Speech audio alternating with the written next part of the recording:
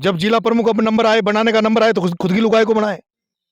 Youth Congress की राजनीति, इतने सारे युवा हमारे आड़ती में घूमते हैं, इतने सारे छात्र नेता बन के आते हैं। यूथ कांग्रेस का जब अध्यक्ष का चुनाव लड़ने का मौका आया तो खुद के वो गोलू सा पागल सा एक बेटा है, उसको अध्यक्ष बना दिया, जो सचिन पायलट के दरबार में चला गया और पायलट साहब के पैर पकड़ ले कि साहब नरेश मीणा से बचाओ, मुझे मेरे पीछे पड़ा हुआ है।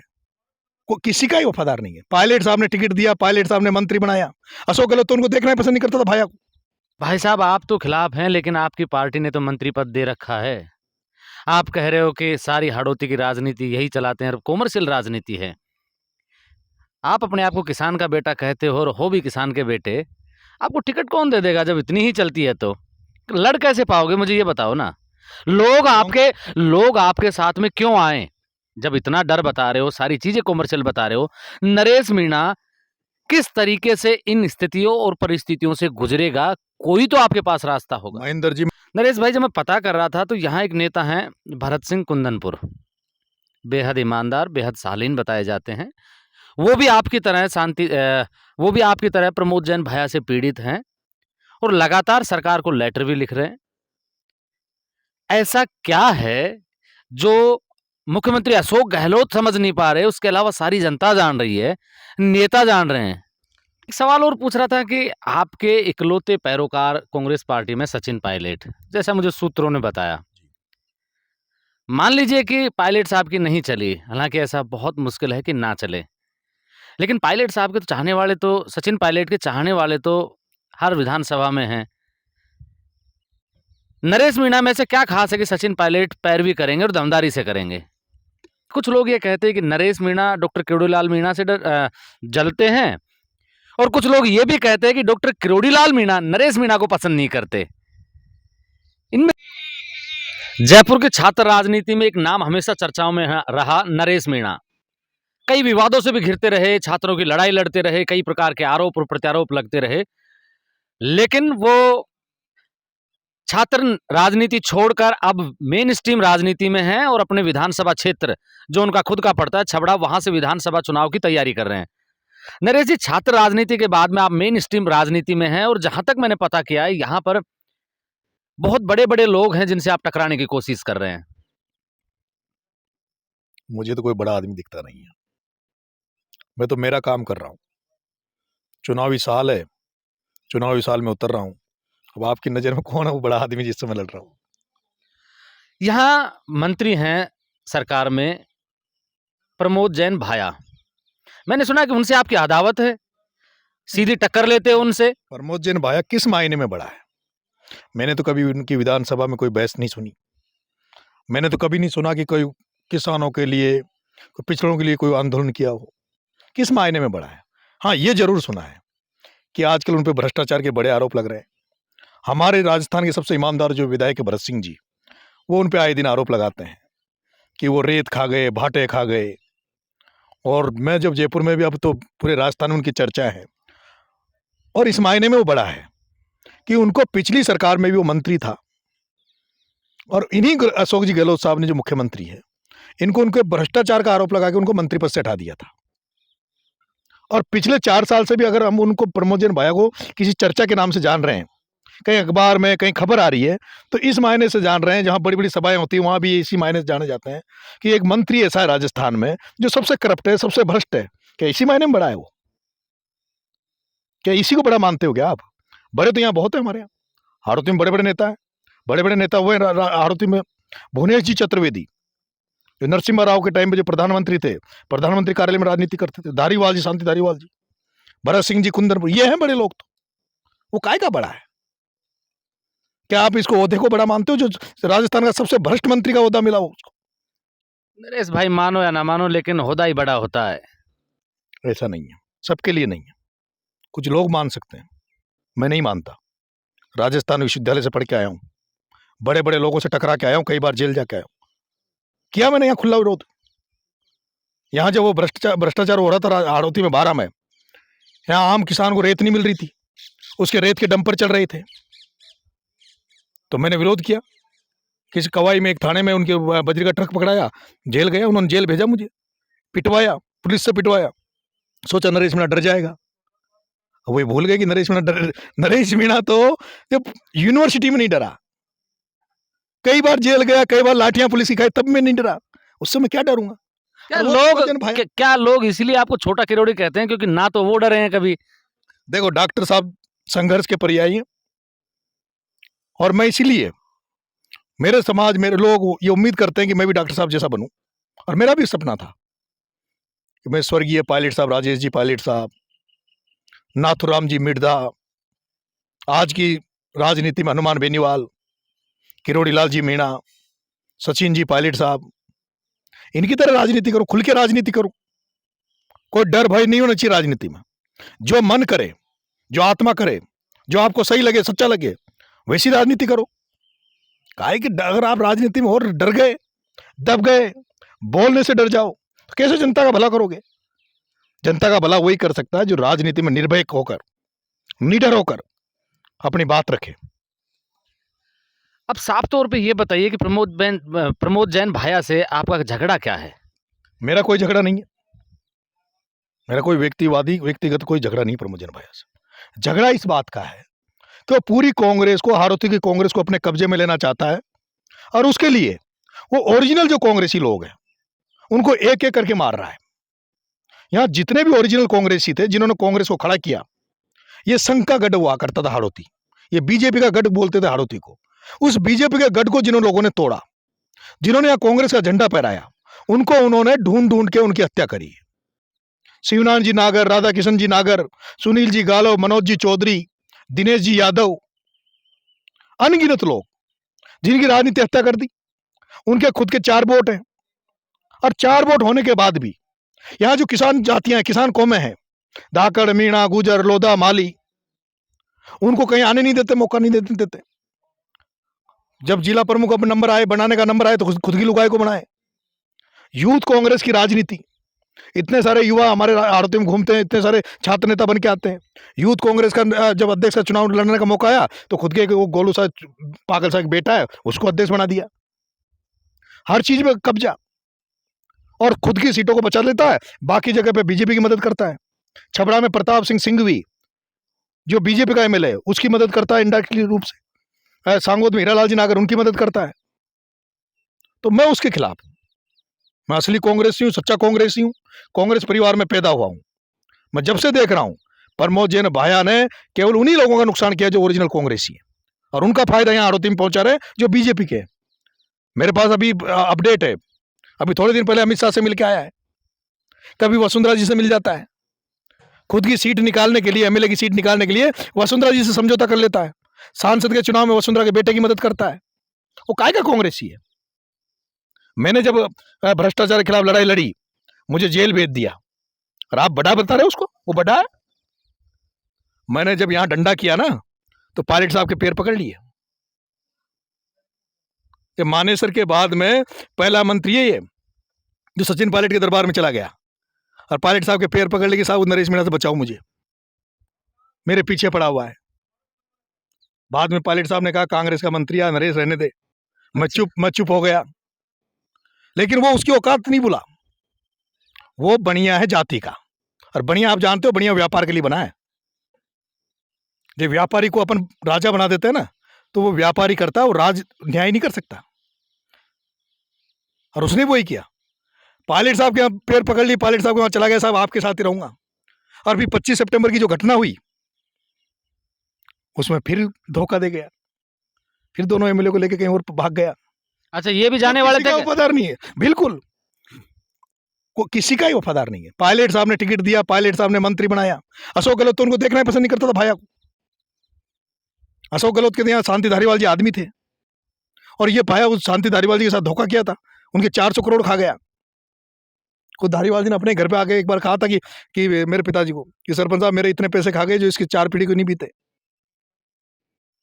अब वो आदमी जो केवल करप्शन की राजनीति करे, भ्रष्टाचार की राजनीति करे, हमारे यहाँ चारों तरफ भ्रष्टाचार फैला हुआ है। थानों में लोगों को लूटा जाता है, तहसील में लोगों को लूटा जाता है। कोई रोड बनाने कोई ठेकेदार आ जाए तो उसको कहते हैं कि मेरे क्रेशर से गिट्टी ला, नहीं तो रोड मत बना।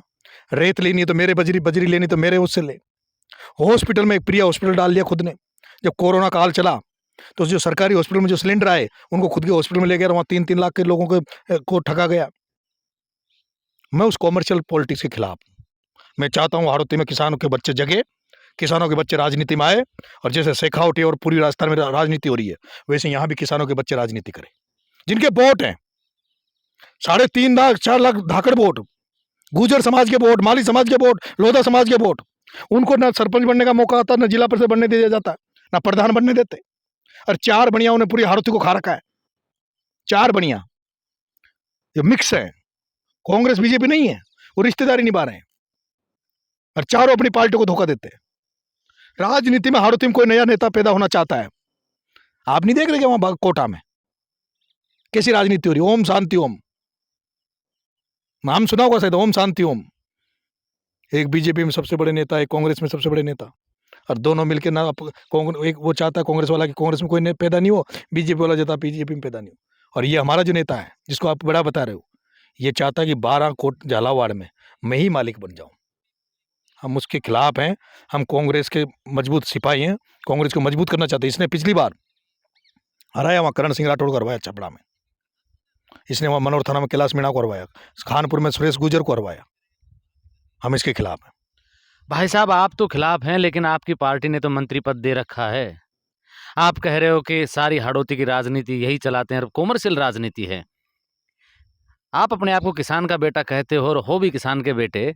आपको टिकट कौन दे देगा जब इतनी ही चलती है? तो लड़ कैसे पाओगे, मुझे ये बताओ ना। लोग आपके साथ में क्यों आए जब इतना डर बता रहे हो, सारी चीजें कॉमर्शियल बता रहे हो? नरेश मीणा किस तरीके से इन स्थितियों और परिस्थितियों से गुजरेगा, कोई तो आपके पास रास्ता होगा। महेंद्र जी, मैं गांव में जा रहा हूं, अभी पिछले कई दिनों से मैं गांव में घूम रहा हूं। हुजूम उमड़ रहा है, हुजूम। लोग इनकी राजनीति को पहचान चुके हैं। लोग यहां परिवर्तन चाहते हैं। इस मिली भगत के खिलाफ लोग यहां परिवर्तन चाहते हैं, और परिवर्तन होकर रहता है। पूर्वी राजस्थान में भी ऐसा ही समय था जब राजेश जी पायलट साहब, डॉक्टर साहब किरोड़लाल जी ने जब राजनीति चालू की, तो वहां भी परिवर्तन आया। उदयपुर, बांसवाड़ा, डूंगरपुर में भी परिवर्तन आ रहा है, वहां भी आदिवासी जग रहे हैं। शेखावटी में भी परिवर्तन आया है। इस हाड़ौती में परिवर्तन आएगा, और उस परिवर्तन को लाने का काम मैं करूंगा। मैं जगा रहा हूं लोगों को, लोग जगेंगे। क्रांति पैदा करूंगा। विश्वविद्यालय में क्रांति पैदा की मैंने। आपके भाई की जब राजस्थान विश्वविद्यालय में राजनीति चली, तो 2010 के बाद में आप उस विश्वविद्यालय के जो साइन बोर्ड, जो छात्र संघ अध्यक्ष बनते हैं, उसको उठा के देख लेना। 2010 के बाद में उसमें वही अध्यक्ष बने जो किसानों के बेटे थे। 2 दलित, 2 यादव, 2-3 जाट, मीणा, गुर्जर, ये अध्यक्ष बने। उसके पहले नहीं बनते थे, मैंने बनाए। इस हाड़ौती में भी चेंज करके बता दूंगा। हाड़ौती में जिनका वोट है, जिनकी संख्या है, वही राज करेगा, वही नेता बनेंगे। जो किसानों की दुख दर्द को समझ सके, वही नेता बनेंगे। नरेश भाई, जब मैं पता कर रहा था तो यहाँ एक नेता हुआ करते हैं सिंह कुंदनपुर, बेहद ईमानदार, बेहद शालीन बताए जाते हैं। वो भी आपकी तरह प्रमोद जैन भैया से पीड़ित हैं और लगातार सरकार को लेटर भी लिख रहे हैं। ऐसा क्या है जो मुख्यमंत्री अशोक गहलोत समझ नहीं पा रहे, उसके अलावा सारी जनता जान रही है, नेता जान रहे हैं? भरत सिंह जी पीड़ित नहीं है। भरत सिंह जी आज की राजनीति में ईमानदारी की और सिद्धांतों की राजनीति करते हैं, जो पूरे राजस्थान में मुझे तो कोई दिखता नहीं है।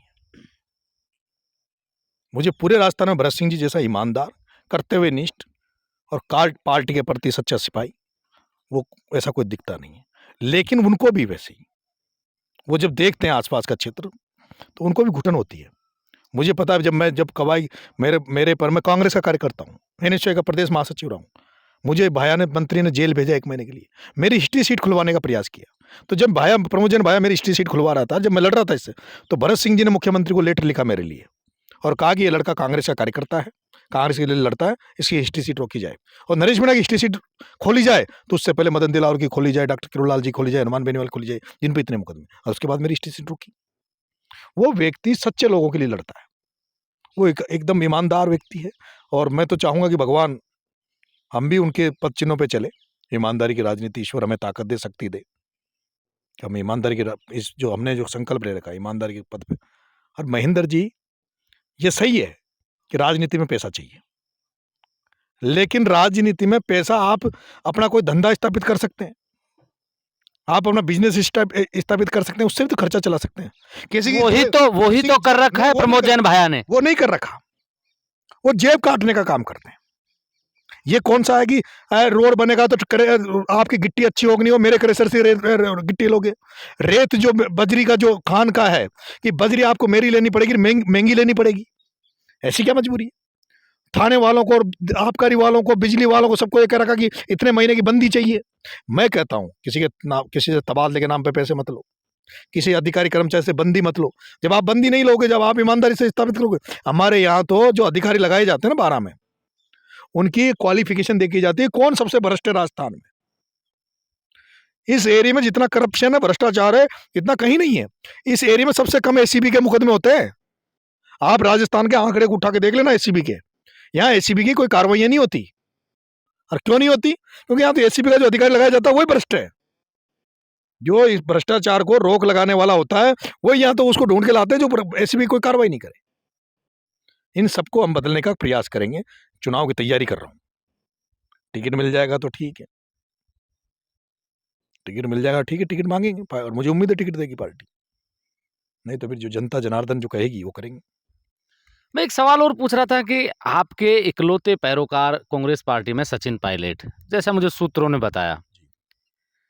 मान लीजिए कि पायलट साहब की नहीं चली, हालांकि ऐसा बहुत मुश्किल है कि ना चले, लेकिन पायलट साहब के तो चाहने वाले, तो सचिन पायलट के चाहने वाले तो हर विधानसभा में हैं।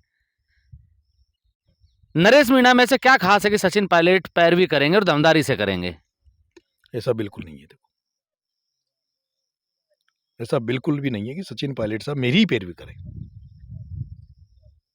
पायलट साहब भी उसकी पैरवी करेंगे जो जीतने वाला कैंडिडेट होगा, जो कांग्रेस का, उनके मन में, उनके दिमाग में ये होगा कि कांग्रेस का सच्चा सिपाही है। और महेंद्र जी, मुझे कांग्रेस का सदस्यता जो दिलाई थी, वो आदरणीय सचिन जी पायलट साहब ने मुझे कांग्रेस की सदस्यता दिलाई थी। और मैं पायलट साहब के साथ राजनीतिक तौर पर जुड़ा हुआ नहीं हूं, मैं उनसे भावनात्मक रूप से जुड़ा हुआ हूं। और सचिन पायलट साहब से भावनात्मक रूप से मैं जिंदगी भर जुड़ा रहूंगा। मैं राजनीति में रहूं कि नहीं रहूं, राजनीति में क्या आपको फ्यूचर का पता नहीं है, पर मैं आदरणीय पायलट साहब से जुड़ा हुआ रहना चाहता हूं। और मेरा एक ख्वाब भी है कि सचिन पायलट, दो जातियों का जो मैंने देखा है, हमारे दो जातियों को बीच में भिड़ा दिया था, लड़ा दिया था, उनको दोनों को नजदीक लाने में पायलट साहब ने बहुत बड़ा रोल अदा किया है। मैं उसको, जो सामाजिक सद्भाव है, उसको और मजबूत करना चाहता हूं। और मैं देख रहा हूं, जब से मैं पायलट साहब के साथ जुड़ा हूं, मैं देख रहा हूं कि किस तरह से गुर्जर और मीणा, दो जातियां आपस में साथ आने लगी है, किस तरह से मिलजुल कर रहने लगी है, किस तरह से वो जो पुराना सद्भाव था हमारा, जो राजेश जी पायलट साहब के साथ जो सद्भाव था, बीच में जो आंदोलन हुआ, आरक्षण का आंदोलन, उस समय थोड़ा सा मन मुटाव हो गया था, वो वापस पायलट साहब ने खत्म कर दिया उसको। और आपने देखा होगा, अभी भी आपने जो ये घटनाक्रम, राजनीतिक घटनाक्रम राजस्थान में हुए, पूरे मीणा समाज के सारे एमएलए, 4 एमएलए उनके साथ थे। मैं तो चाहता हूं कि मैं हमेशा उनके साथ चलूं। और मुझे पायलट साहब की वजह से, पायलट साहब को चाहने वाले लोग कितने हैं राजस्थान में, उनको कहीं जंगल में भी खड़ा कर दो तो भी भीड़ इकट्ठी हो जाती है। राजस्थान में गिनती के नेता हैं ऐसे महेंद्र जी, जो अगर बद्रीनाथ, केदारनाथ में जाके भी अगर सभा करे तो उनके लिए 50,000 लाख आदमी यहां से चले जाएं। उनमें से एक सचिन पायलट है, जिनको आप जंगल में भी खड़ा कर दोगे तो वहां भी भीड़ मिलेगी। और उनके फॉलोअर्स उनको दिल से चाहने वाले हैं। राजनीतिक तौर पर पायलट साहब को हो सकता है कितने चाहे नहीं चाहे, लेकिन मैंने ये देखा है, पहला ऐसा नेता जिससे लोग भावनात्मक अटैचमेंट रखते हैं। मैंने पहला नेता सचिन पायलट देखा है जो एक दिन पहले अनशन की घोषणा करते हैं भ्रष्टाचार के खिलाफ। और शायद मैंने बहुत सालों बाद में, जैसे भरत सिंह जी आवाज उठाने भ्रष्टाचार की, बहुत सालों बाद में ऐसी आवाज सुनी है मैंने। ये कांग्रेस का राज होते हुए, कांग्रेस का पूर्व उप मुख्यमंत्री, कांग्रेस का पूर्व प्रदेश अध्यक्ष भ्रष्टाचार के खिलाफ अनशन करता है और एक दिन पहले घोषणा करता है मैं कल अनशन में बैठूंगा, और हजारों आदमी पहुंच जाते हैं। आजकल राजनीति में हम भी भीड़ इकट्ठी करते हैं, हमें माइक लगाने पड़ते हैं, पीले चावल बांटने पड़ते हैं, पर्चे बांटने पड़ते हैं सभा के लिए। लेकिन सचिन पायलट एक ऐसा शख्स है जो एक दिन घोषणा करता है कि मैं अजमेर से छात्रों के लिए, युवाओं के लिए, बेरोजगारों के लिए मैं पैदल यात्रा करूंगा, और दूसरे दिन हजारों आदमी पहुंच जाते हैं। 4 दिन बाद में बिना लोगों को बुलाए, आह्वान किए 1.5 लाख आदमी जयपुर में पहुंच जाए। उस नेता को हम फॉलो कर रहे हैं और मुझे विश्वास है कि पायलट साहब का हमें आशीर्वाद हमेशा मिलता रहेगा। टिकट मिले कि नहीं मिले, पर उनका आशीर्वाद मेरे पे हमेशा रहेगा। नरेश भाई, आपने कहा कि किरोड़ीलाल मीणा जैसा बनना चाह रहा हूँ। मेरे 2 सवाल हैं इसमें। जी। पहला सवाल तो ये कि किरोड़ीलाल मीणा जी बीजेपी पार्टी में हैं और आप उनके जैसा बनना चाह रहे हो। वो हमेशा से बीजेपी में रहते हैं, बीच में एक बार उनका राजपा में चले गए। फिर आप उसकी पार्टी में क्यों नहीं गए? जब उनके जैसा बनना था, उनके अनुयायी हो।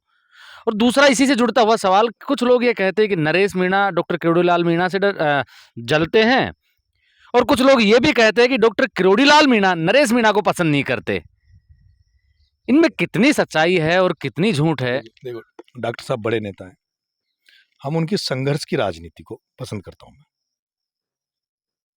इतनी उम्र में भी वो जिस तरह से फिजिकली आंदोलन करते हैं, फिजिकली एक्टिव रहते हैं लोगों के बीच में, उनके पद चिन्हों पर उस तरह की राजनीति हम करना चाहते हैं। डॉक्टर साहब के अलावा यहाँ जो भी संघर्ष की राजनीति करते हैं, जैसे हनुमान जी बेनीवाल हुए। नहीं, बेनीवाल जी पे भी आऊँगा, पहले आप वो बताइए जो मैंने पूछा है। देखो, डॉक्टर साहब हमने मैंने देखा है, जब से मैं उनको संघर्ष करते हुए देखता हूँ, और संघर्ष की राजनीति मुझे पसंद है, आंदोलनों की राजनीति मुझे पसंद है। इसलिए मैं उनको मानता हूँ, नेता मानता हूँ, और नेता हैं वो। और फिर विशेष रूप से समाज भी उनको मसीहा के रूप में मानता है। हमारे समाज को, मीणा समाज को उन्होंने बहुत बड़ा जागृत किया, उनको एक बड़ा प्लेटफॉर्म दिया। उन्होंने उनको शिक्षा के मामले में भी उनको जागृत किया, पर्यावरण के मामले में जागृत किया। हमारे पूर्वी राजस्थान में उन्होंने एक ऐसा स्थान डेवलप किया, अभी मीणा हाईकोर्ट के नाम से जो जाना जाता है। जैसे मानगढ़ धाम हमारा जो दक्षिणी राजस्थान उसमें है, वैसे पूर्वी राजस्थान में उन्होंने हाईकोर्ट स्थापित किया। उनके बहुत कुछ उन्होंने समाज को दिया और समाज उनको मानता है।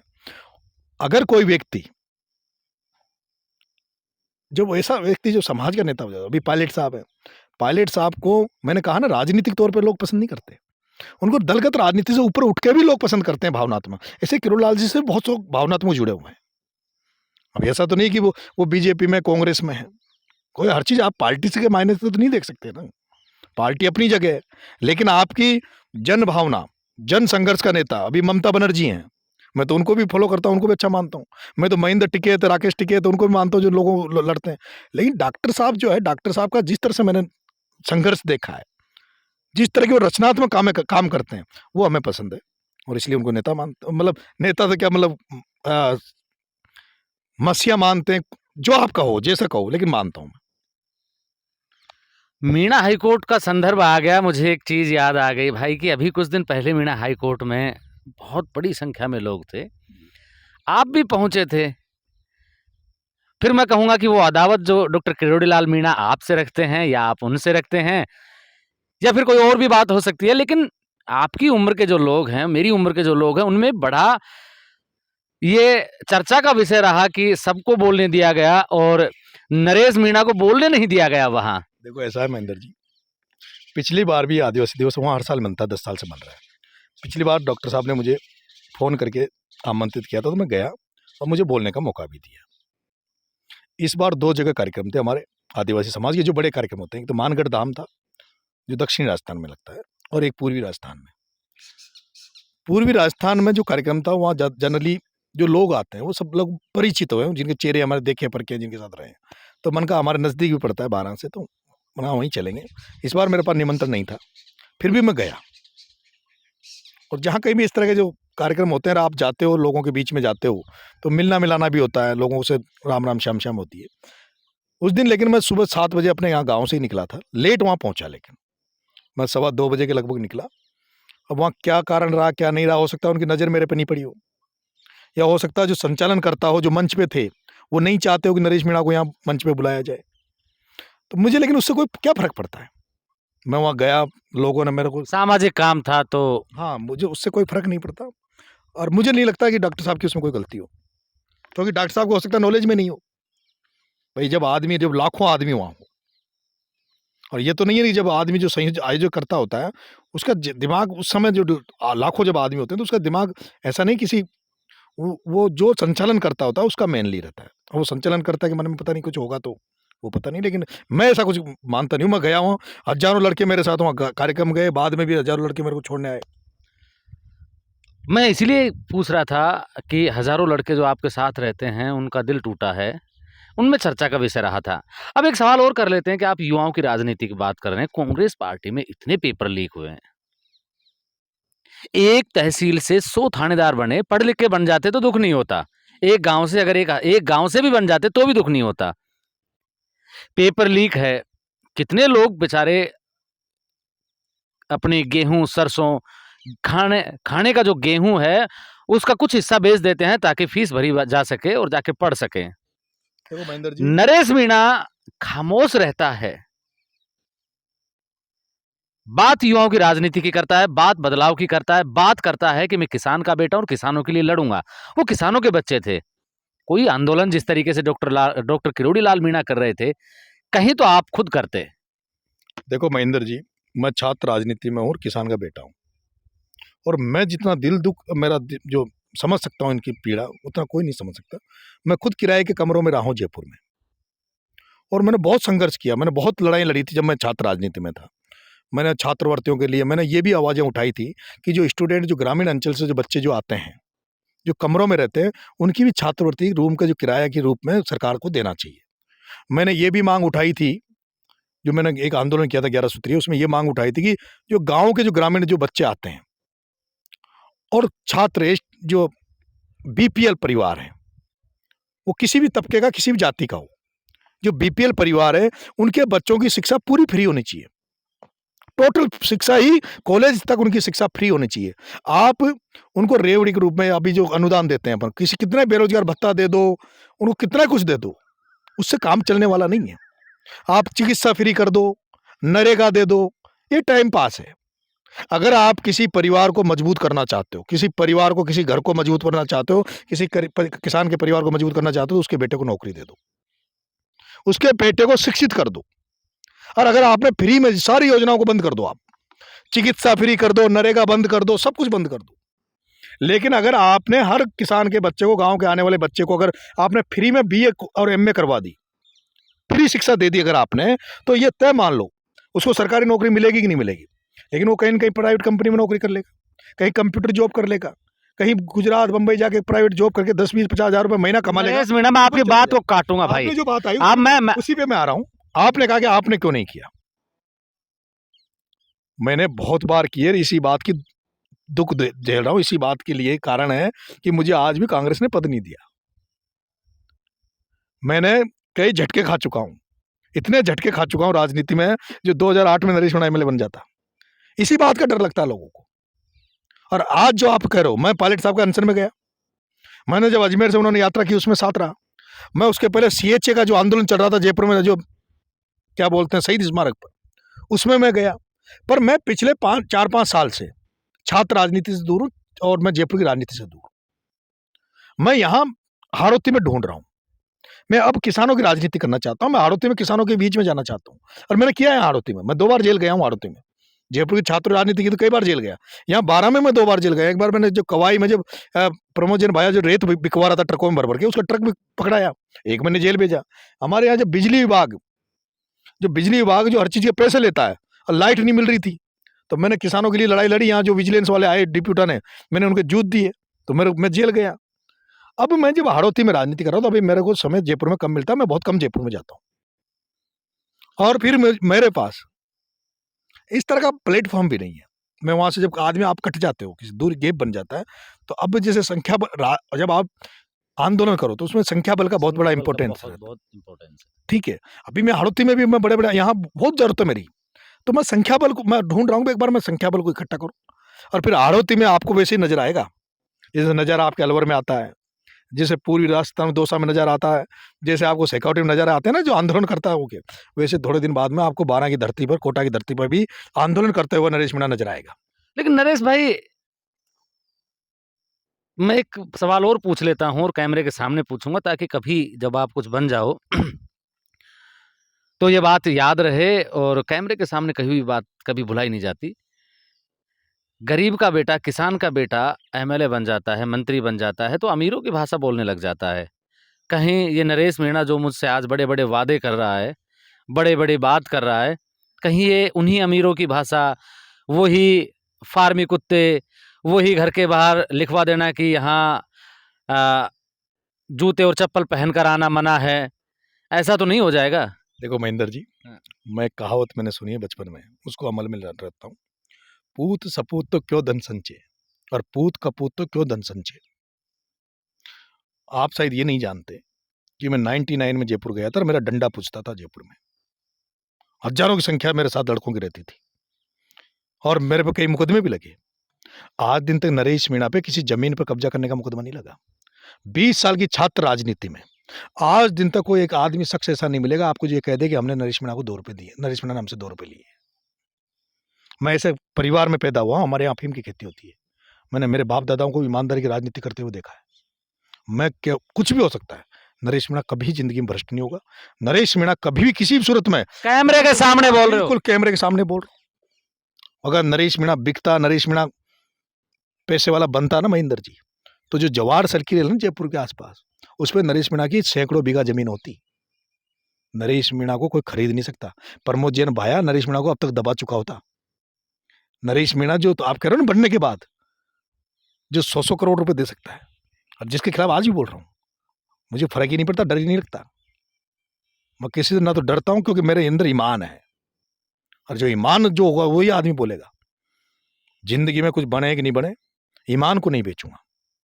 चाहे सूखी रोटी खा लूंगा महाराणा प्रताप की तरह, और स्वाभिमान से समझौता नहीं करूंगा।